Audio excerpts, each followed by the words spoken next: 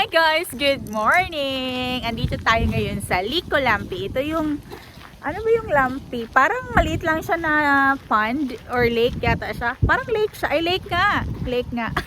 Nalilito na ako. Oo, dito, ito yung sa tapat ng hospital. So, dyan yung workplace ko. Dito yung Lico Lampi. So, kasama ko si Des kasi dinalhan namin. Wave ka, Des! Dinalhan namin ng pasalubong si April kasi admitted siya ngayon sa hospital, kaya dinalhan ni Des ng food. So si Anika is andun sa car, ay niya sumama kasi naka-break siya ngayon. Break siya kasi hindi siya nakapag-tablet buong linggo, kaya sinusulit niya itong araw na to for her tablet day. Pero mamaya lalabas din yun, susunod yun. So, ito na yung Lico Lampi, guys. Pwede ditong maligo. Pero, hindi tayo maliligo kasi malamig na dito sa amin. Pero, enjoy lang natin yung view.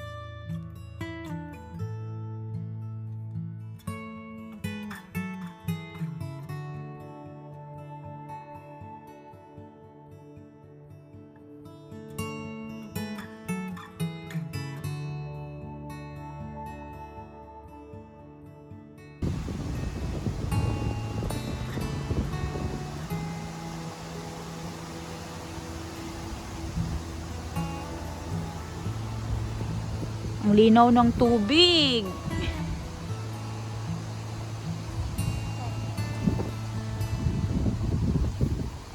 Tingnan nyo dito, guys. May sobrang napakalaking mushroom. Ayan o. Hala, matigas pa siya, Des. Ayan o. Bulit ito. Ay, malambot naman. Ayan o, malambot na. Dito, guys, sobrang daming bulit na tumutubo. Ito o, bago pa lang to o. Pero hindi kasi ako nangunguha ng ganito. Hindi ko gusto yung lasa. Kahit saan talaga dito sa Finland tumutubo itong mga blueberries ba. Mga blueberry bushes yan siya. Tapos, meron din ditong parang berry. Ito yung berry or fruit ng kielo or yung lily of the valley. Pero hindi ito nakakain, guys, kasi ito is highly poisonous ito. Pero yung flower nito, kapag namulaklak siya, pagdating ng summer, yung color white siya na para siyang bell. Napakaganda at saka napakabango. May nakita na naman ako, guys. Tingnan nyo to kung ano to. Yan o, chanterelle ito, guys. Yan o. Pero, nagdadalawang isip ako na i-pick yan kasi andito to sa park kung saan naglalakad-lakad yung mga aso. And baka naihian na ito ng mga aso. Kaya, this is not a good place to pick. Mas maganda talaga yung sa loob ng forest kung saan walang mga pets na naglalakad. Kasi yun talaga is malinis. Dito kasi nasa forest na ito. Na andito na to sa my city. Kaya, ano? Yes, may chanterelles no. Baka naihiyan na to. No? Dito kasi pinapagupang dog. Oh, pinapawak ang dogs dito na area. Kaya mas maganda talaga dun sa forest. Gaya dun sa atin banda. Mas malinis and we are sure na walang umihi doon. Kundi ano lang. Yung deer lang. Deer lang ang umihi. Dito guys, oh, malapit talaga to sa lake. May chanterelle po na tumubo. Yan oh.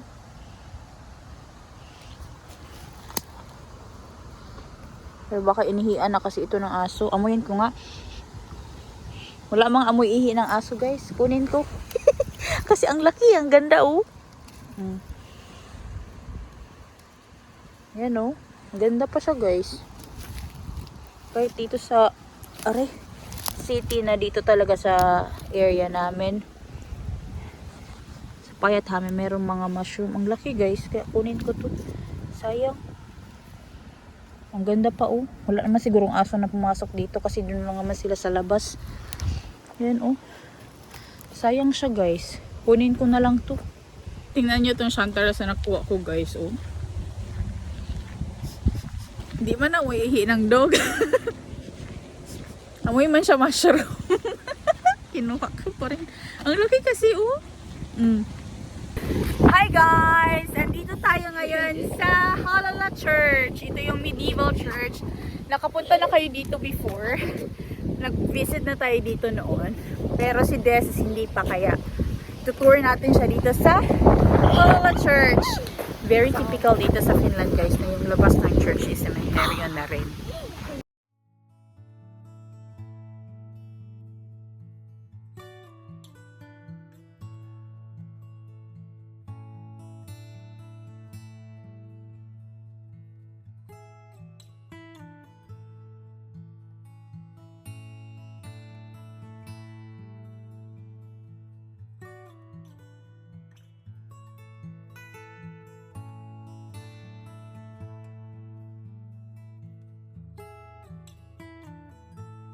Ito yung ano nila oh. Door during the medieval years.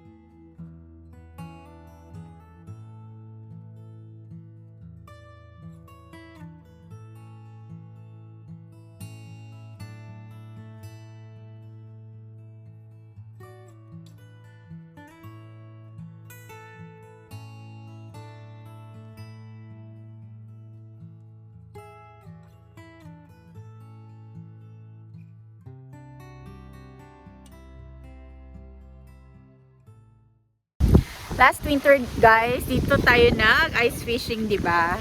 Pero hindi niyo na siguro ma-recognize kasi ngayon walang snow. That time sobrang daming snow.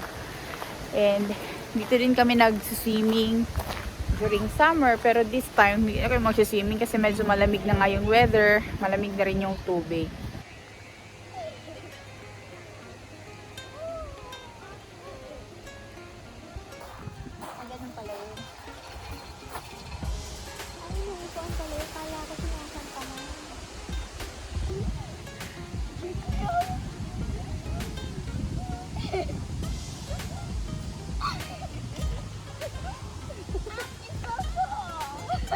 Tita is so slow. So heavy.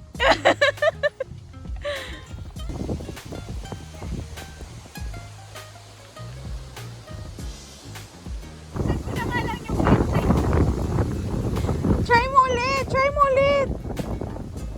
Kaya mo yan! Go, Des! Kaya mo!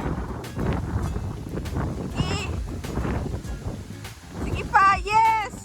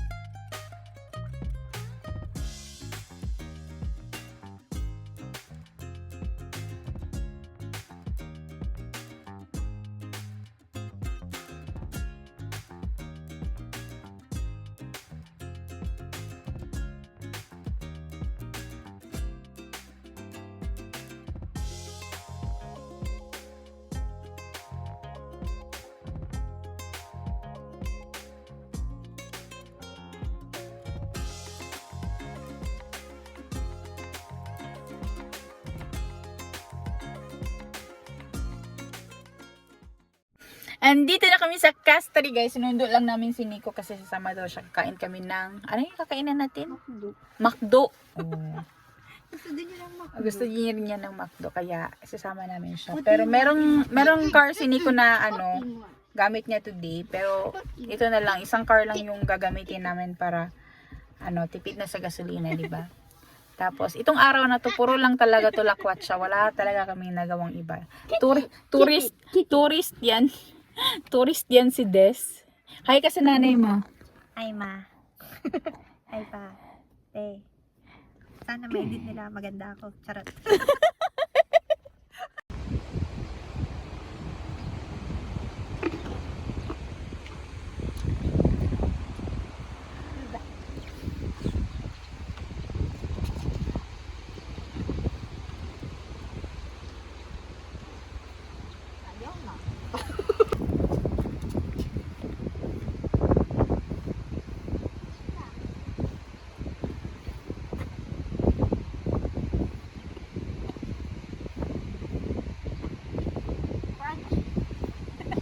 Crunch.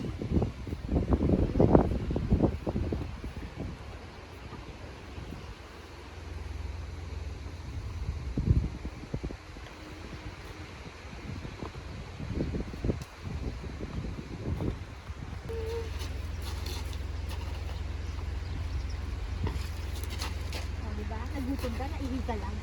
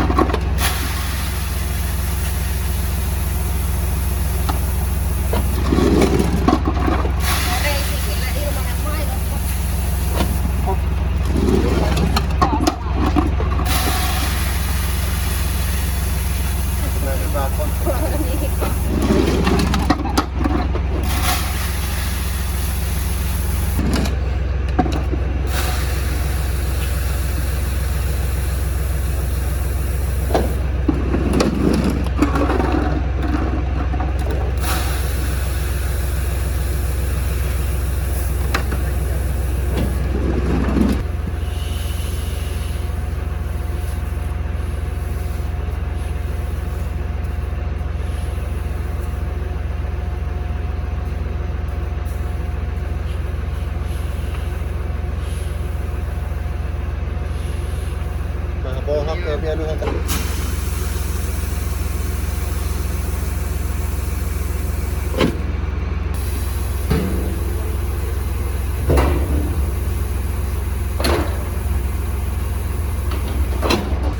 Guys, ito yung kaurao or yung oats nga, yung ginagawang oatmeal. Ganito din yung oatmeal na product.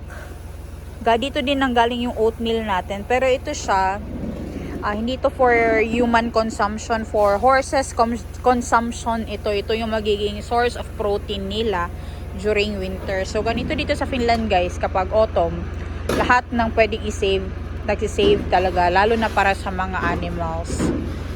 Especially dito na marami silang horses, so kailangan nilang mag-save ng food for the horses for the upcoming winter, kasi walang mabibilhan ng ganito guys during winter. Ngayon lang kasi na harvest season. The same quality ito na kinakain natin humans, na yung ginagawang oatmeal nga, yung flat.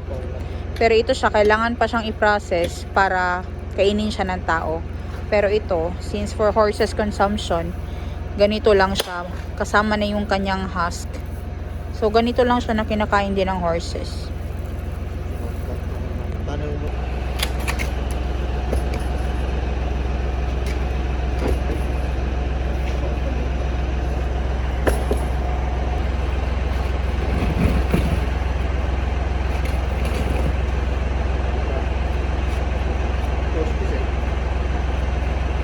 Akala ko guys, susunduin lang namin si Nico.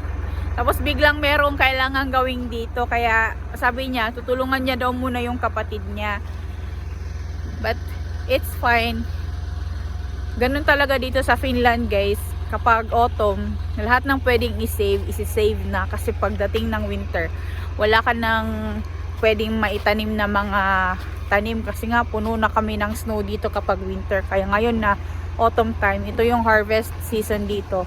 Lahat ng pwedeng i-save, isi-save na yan. Kasi mahirap dito kapag taglamig guys. Kagaya dyan sa atin sa Philippines na all year round, meron tayong pwedeng itanim dito. Napaka short ng planting season dito sa Finland. Hi guys! Andito kami ngayon sa Bauhaus. Mag-ano kami, window shopping ng tanim.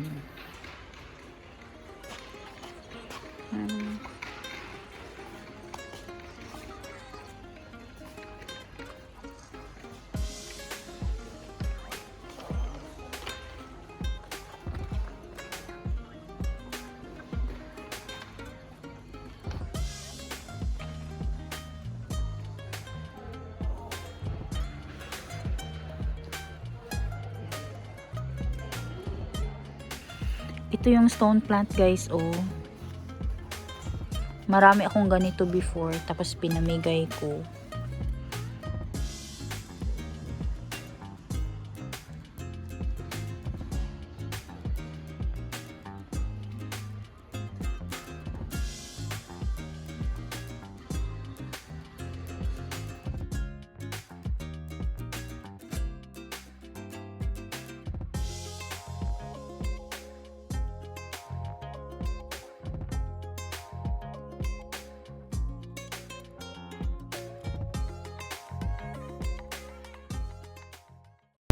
Hi guys, ending the tour here in Lahti, Satama. O, di ba? Haba ng araw, daming napuntahan ni Deso. Kakape lang kami dito guys. Galing kami ng McDo.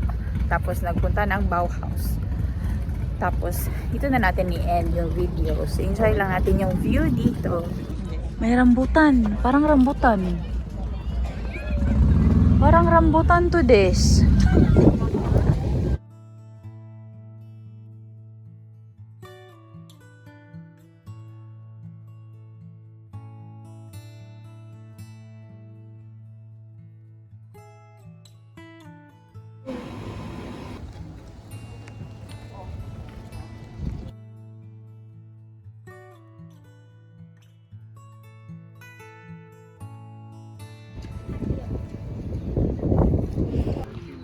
This boat is 1885?